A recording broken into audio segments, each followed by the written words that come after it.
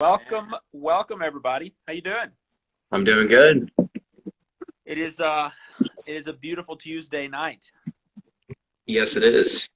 Beautiful day for a podcast. My buddy Taylor said he was working on planes. Just walked out from the fattest nap ever. I don't know what working on planes means. Nice. That's I need that's a nap, fun though. dude. I had a very long day. I need a nap as well. What have you been up to? I recorded a lot, and then I got some really, really good practice in. But I am Good. very, very tired. What up, Gaston? Welcome, man. Welcome. That one of your? Is that one of yours? I'm not familiar with Gaston, but you're always welcome here, buddy. Gaston. Airplane mechanics school. Very nice. That sounds complicated. Oh, sure. Are you learning how to fly? That's sick. Okay. Well, we got a good one today. I really like the format that we came up with, so let's kick it off. Absolutely. The first topic of conversation we have is best Batman and why, and we have not had any discussion about this at all yet. So we're going fresh. Kels, welcome, buddy. What up, Kels? Man, welcome. So you want to kick it off, or what do you want to do? Yeah, I'll kick it off. This is going to be an interesting discussion. I think there's a lot of good Batmans. There's some bad Batmans. What's up, Mario? If I'm going to pick a favorite for me, it's got to be Christian Bale, and it's got to be the original Dark Knight, where the villain is the Joker. I think Heath Ledger played one of the best Jokers ever. I think Christian Bale did a great job. The story was good. The acting was great. I really enjoyed that movie. I enjoyed all three of them of the trilogy of the Christian Bale, but my favorite was just, the Dark Knight, the second one. So I think that's what I would vote for as the best, not only for the Batman, but also for the villain. Okay. Yeah, it's kind of hard to disagree with that. I think I am in the Michael Keaton camp. Okay. Just because I respect all the work that he's done, but I think that him and Tim Burton were the first people to move it from crack, pow, bang, Batman with the yoga pants, the purple yoga pants stuff on, yeah, and the really PG rated, violence, we're able to kind of bring more of like a darkness, an evil incarnate type of, deep seated, darkness, I guess is the only way. Dark Knight or whatever. But just Tim Burton, I really feel like brought that to life. And then, what up, Abby? How you doing? Welcome. The big thing too was the villains. Jack Nicholson is the Joker. Come on, Jesus, all that. He just crushed it. He was just the right amount of like psychotic, and without. Heath Ledger's awesome, but definitely the best Joker out of anybody is Heath Ledger. That's without a doubt. But I also love what he did with the second one to follow it up and have the sequel be just as good as the first one, in my opinion, with Michelle Pfeiffer and Danny DeVito. Just bringing I love that one. Yeah, I was just about to mention that. Danny DeVito as the Penguin was so good. He's like such a versatile actor. He does serious stuff. He does comedy stuff. He's super underrated, and he's supposedly an incredibly kind person in real life. Oh man, he is on Always. It's Always Sunny now. Yes. He's a comedic actor. It's favorite music to sing live. I don't do a lot of singing. My favorite music to play drums to live is definitely classic rock. What about you, Jeff? Do you do any singing? What's up, Weston? How you doing, bro? The last thing I sang live was I sang live twice, and I did some backing vocals before. When I started vaping and smoking, my range went down. Right. No one ever says that, but you really cannot smoke because that will do irreparable damage to your vocal cords and shit like that. What up, Tom? Welcome, buddy. How you doing? I sang back up to a song by Extol, which is a Christian metal band, for a live show, and then I did deep, like growly, like metal vocals in one part of a prog metal band that I was in. And then I did backing vocals for Big Empty by STP when we played it at a bar in Iowa. But I would say my favorite music to sing to is anything where I can harmonize in the mid-range. Yeah. Because like how I'm talking right now, my range, I'm obviously like an alto, maybe even a little bit lower, but I like to sing a third under Okay. and support the harmony as opposed to being the top. The top I feel like is more pressure to hit those notes. So yeah, Yeah. it's fun though. And playing guitar and singing, I mean, you know all about that too. Is it's fun. I would probably say grunge covers, STP. I like to play like Counting Crows and shit like that. Like Yeah. 90s era of alternative rock is great. Easy to learn guitar, easy to sing. Yeah.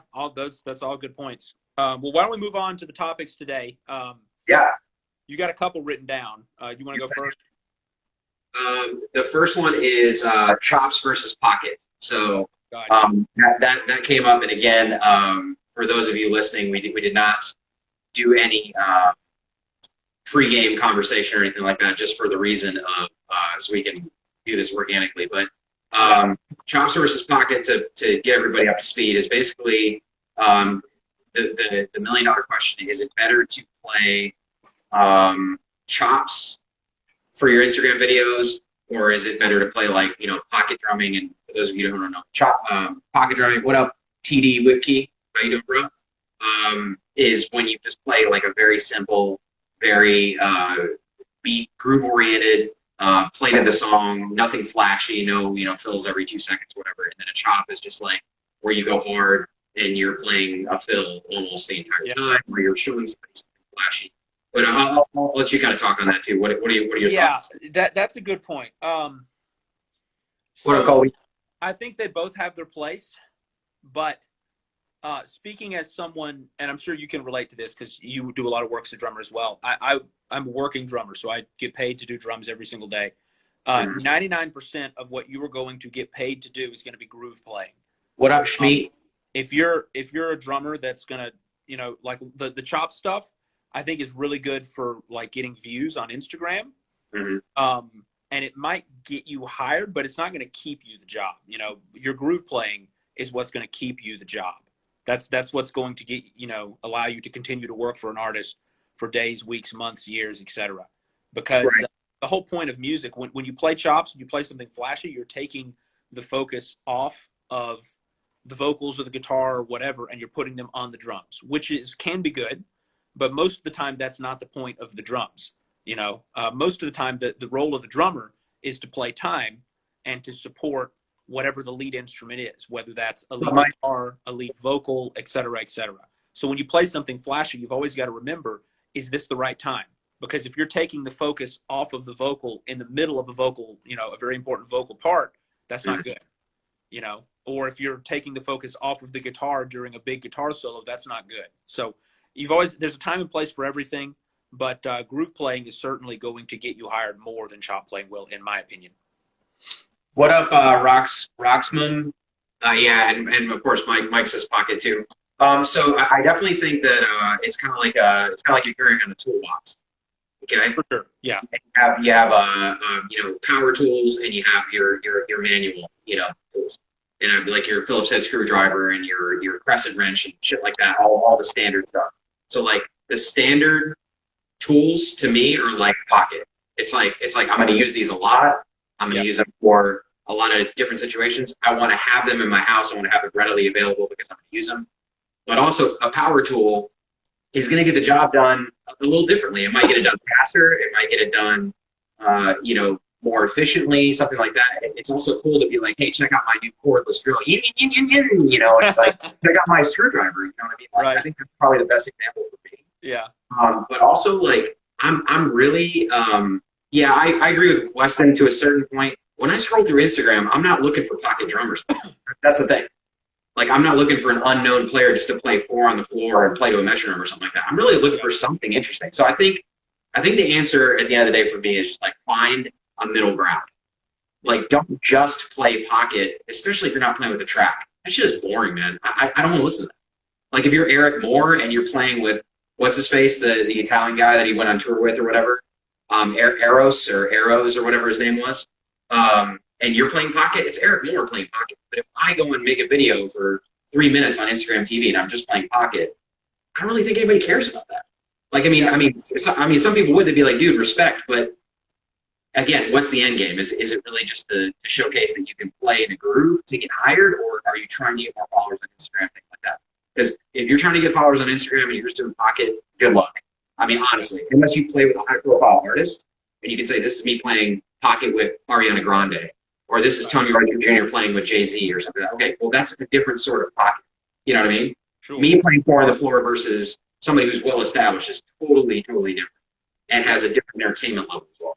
Yeah, that's a very good point. That's a very good point. It's hard to impress people with tight groove playing, you know.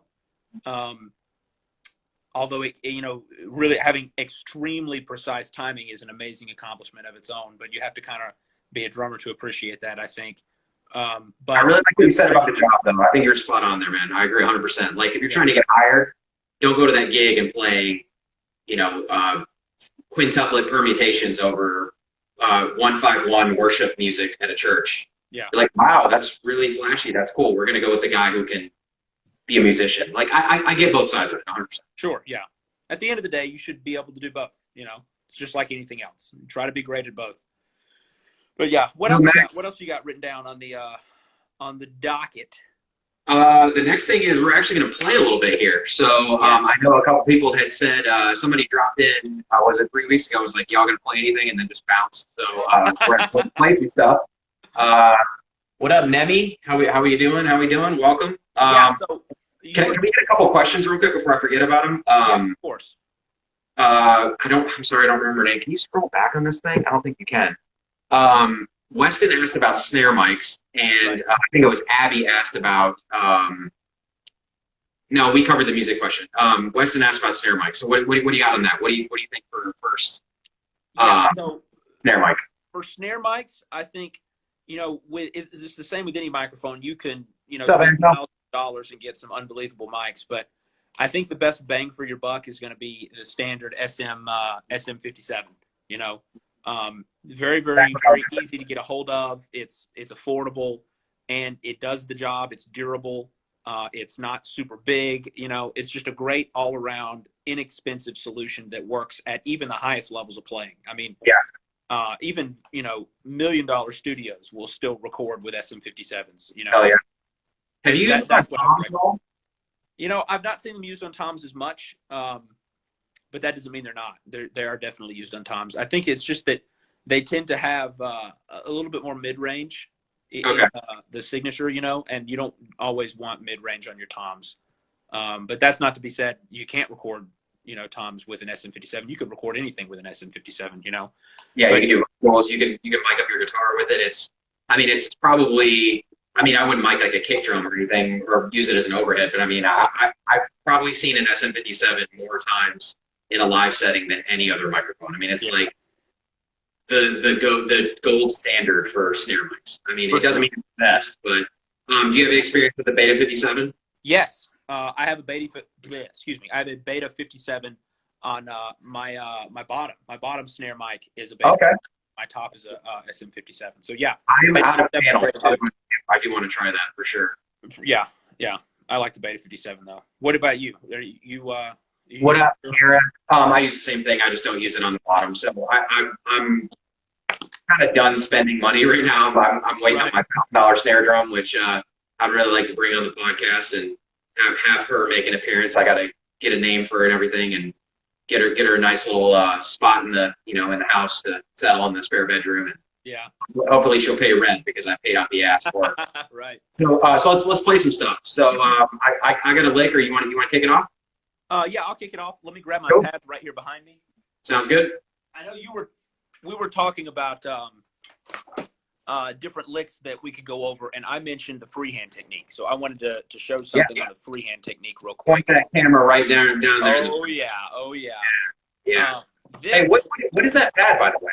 So this is a Johnny Rab signature pad, and the I reason never asked you. is because it has a rim, and so it allows me to do the freehand technique. Gotcha. Okay. Yeah, okay. The freehand technique is basically this. Nice. So I'm using the rim as a fulcrum to go downstroke and then upstroke when I lift, so I can play this with one hand. Can you, quick question, can you play flam taps with that? Because I can hear the stick hitting the rim, and it almost sounds like chicka chicka chicka instead of it almost Yeah, like chicka chicka chicka chicka. that's because this is a pad on an actual Welcome, snare. Golden Light Photography. I'm sorry, I don't remember your name. Thank you for coming. On an actual snare drum, you can't hear the rim at all. Oh, okay. This you can because it's a pad, but an actual snare drum you cannot. But Okay. in regards to licks, one that I've been working on a lot lately is a triplet, but played with the freehand. So this. But instead of that, playing right, left, left, but making the double the freehand technique. And the reason why I like this is because it allows you to play exponentially faster than a standard double. And I'll show you what I mean. I'll go, open to close, so slow to fast. Hi, Amy. Hi, Justin. Like this.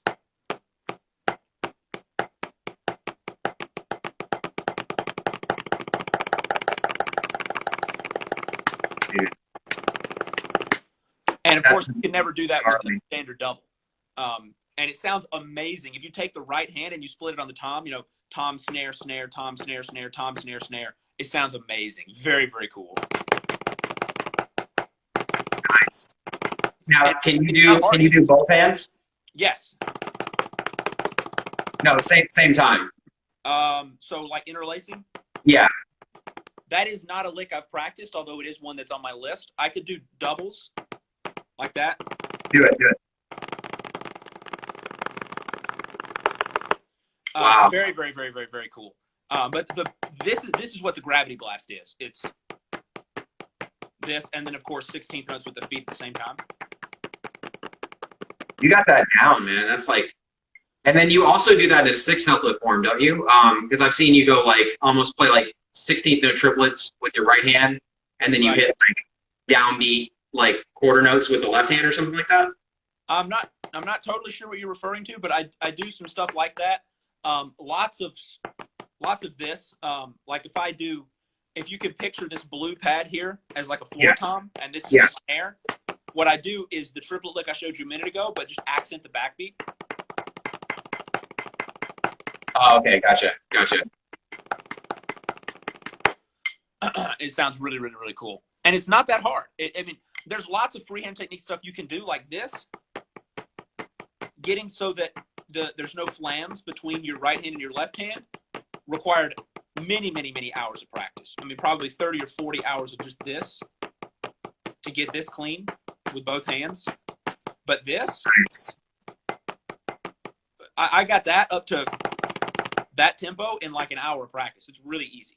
It's it sounds really hard, but the motion is like super, super intuitive. Like you don't, it's not hard. Also, where your thumb is like if those watching want to try this out, where your thumb placement is everything. Because if you notice, like, and correct me if I'm wrong, Dave, but you're holding the stick more like a French grip. Kind of in between. That's a good question, actually. Maybe like German. I'm experimented with a French grip kind of freehand technique, and then also more of a German grip.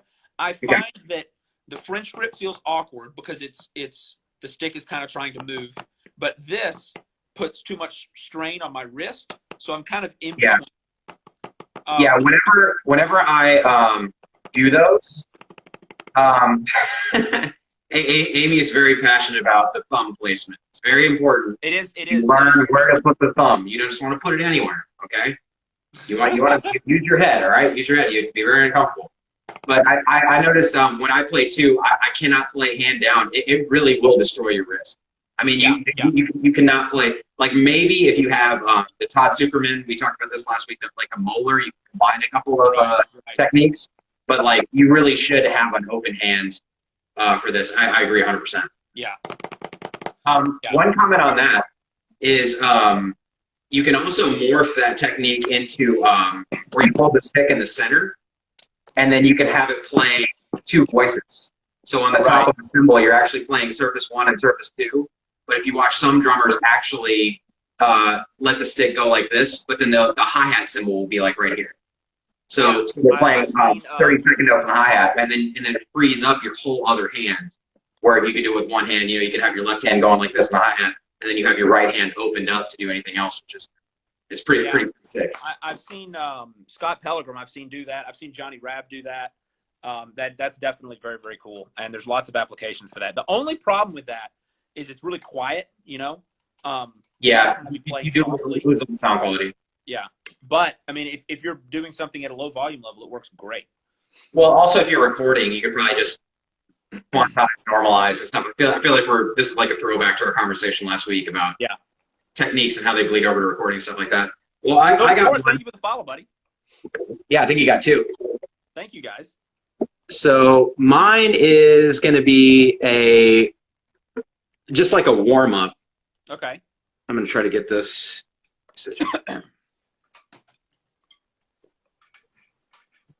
Okay, so mine is. Oh, And you're I kinda standing. wanted to- I didn't even What's realize you were standing. Oh yeah, I'm standing. Yeah. So this warm up is going to be more of it's like a legato warm up. So in drumline, you just play essentially like quarter notes, and then you can drop doubles, triples, and even quadruples or other polyrhythms, I guess, into it. So it sounds kind of like this. So if you go, like I always start with triplets.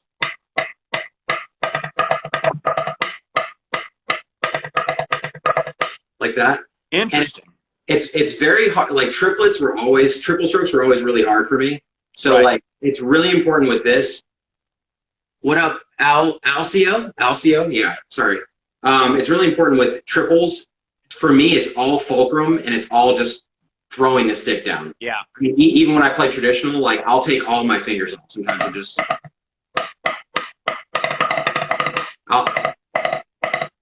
Interesting. I won't even have any fingers on, and I usually put marching sticks for this. But so you can start with doubles and go to triples and then quadruples, and if you're playing at the right speed, it's a really good way of working out the fulcrum. So it sounds something like this.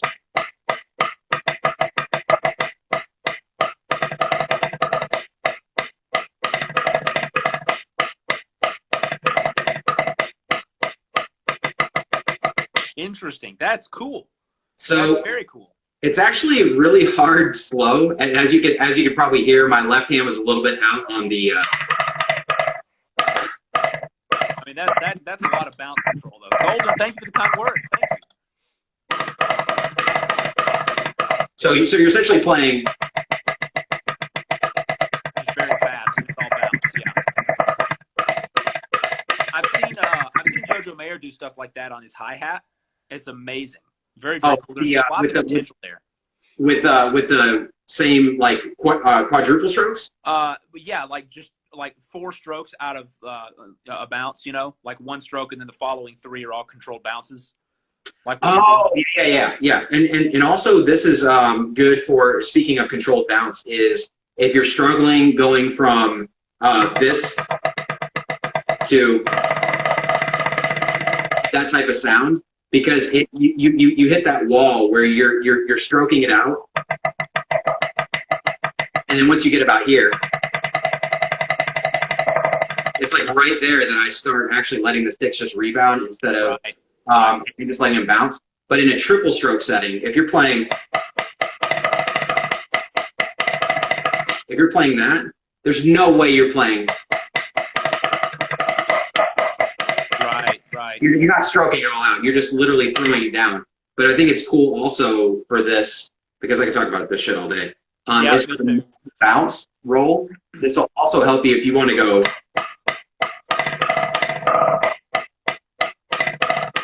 And even slow it down even more.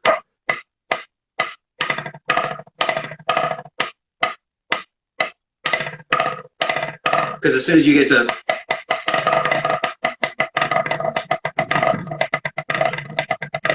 buzzes, yeah.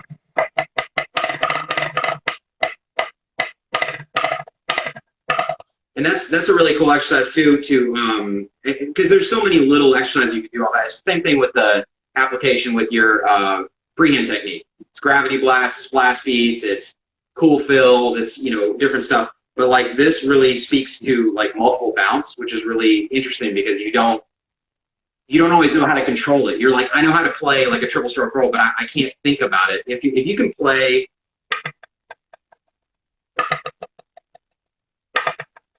Which is like 36 bounces.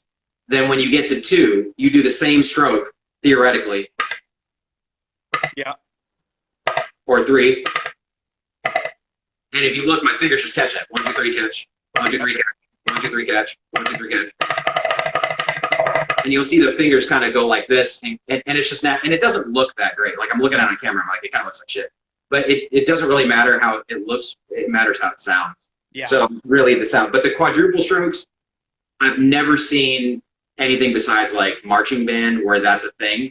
But it is kind of cool to be able to control it at that point. And even like working up to it, just working up that speed. Because it's that last note.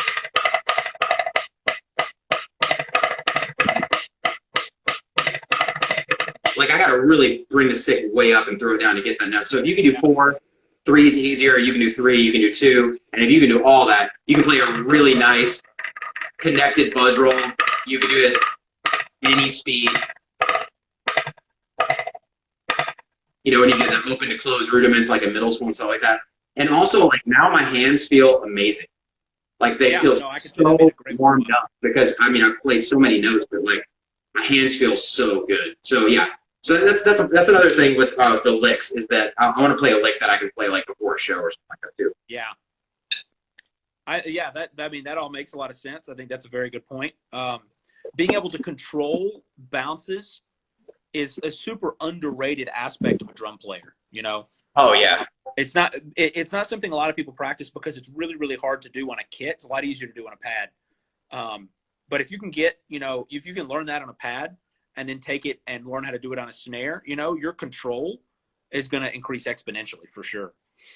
Yeah, especially on voicings that have lower tension, like toms. Yeah.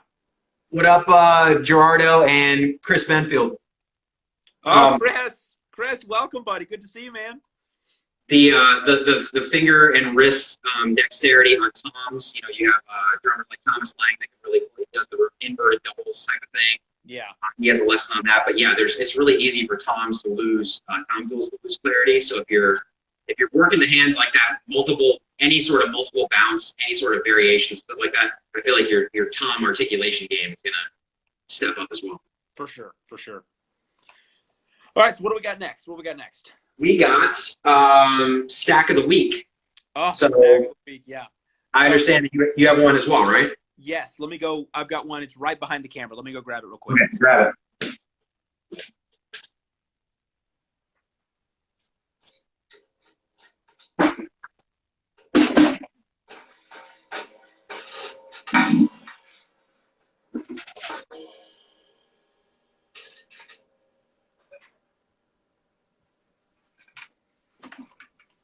Okay.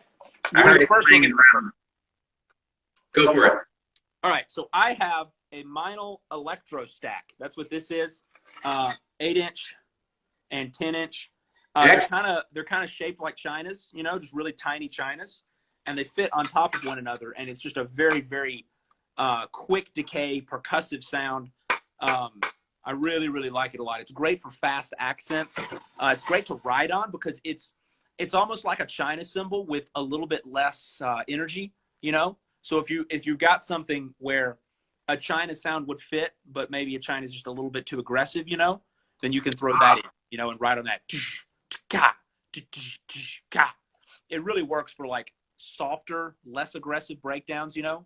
Okay. It's really, really good for quick accents in the middle of fills. I do it all the time where I'll go up and hit it in the middle of like a snare roll, you know? Very, very, very cool. The fast decay, the sound gets out of the way almost instantly. So I like it a lot. It's like, that's a signature model, right? Yes, it is. That's a Johnny Rapp signature. Oh, it's Johnny. Okay. So, and how much does that run, if you don't mind me asking?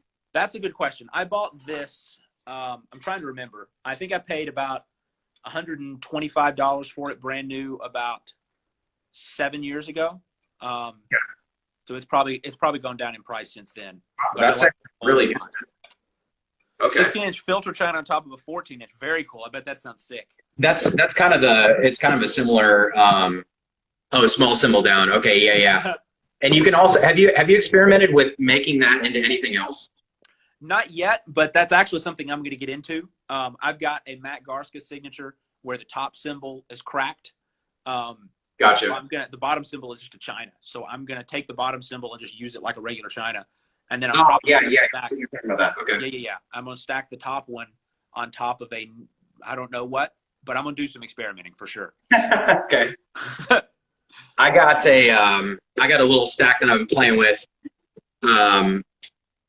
Give you a Oh, I have that exact jingle. That same jingle, dude. I have the Meinl Chingring. Yeah. I have So- a hi-hat. So this is really cool because it's like a little tambourine. Right. You can put this on, and it pretty much, I mean, people put it on snare drums, people put it on top of their hi-hat. I don't know who started putting it on stacks, but I guess people did. So there's like a jingler on everybody's stack now. So kind of starting from top to bottom, it just gives a little bit more. I'll play it at the end, but yeah, a little bit of ring. This is actually the top of a Classics Custom Dark stack, and so it comes with a china that looks a lot like this, but this is the crash version. Right. Yeah.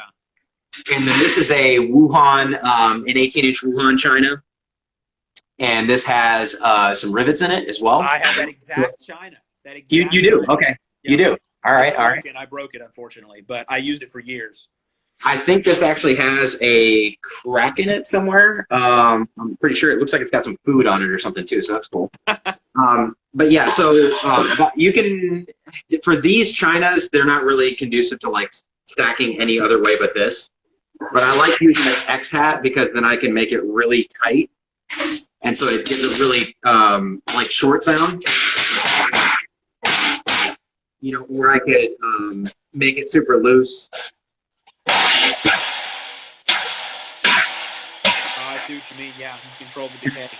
It's kind of cool without the jingle too. You almost get like a little bit more ring on it as well. But yeah, if you want to do like really tight,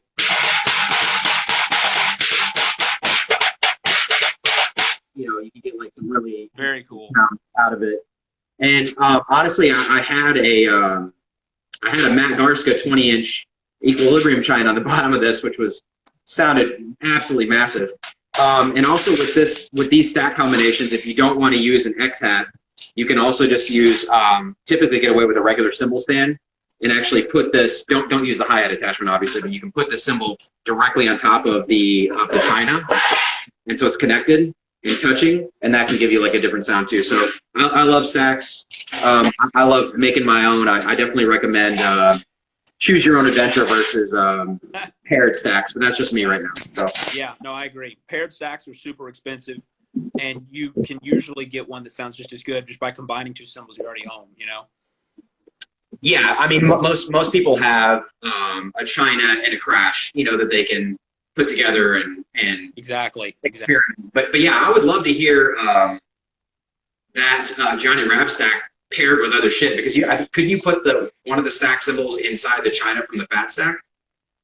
Would that work? Yeah, I could totally do that. I probably Dude, will try I'd that. love to see that. It said Mike said it sounds terrifying.